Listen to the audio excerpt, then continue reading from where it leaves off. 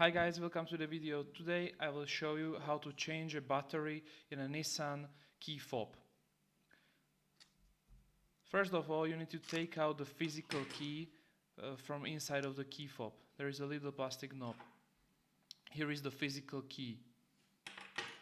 In order to open the key fob, you will need a flathead screwdriver, which is approximately as wide as the holes which I'm showing you on the video right now.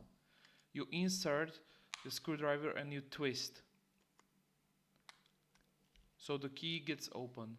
And you do the same from the side, but be careful not to scratch the key.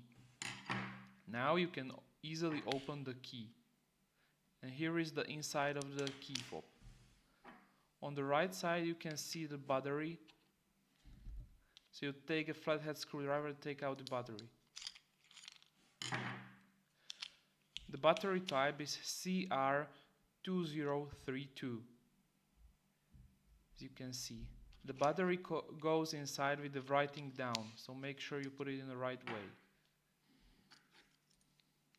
Then the key fob can be closed. You just clip in all the plastic clips and the key is together. Now you insert the physical key and the job is done.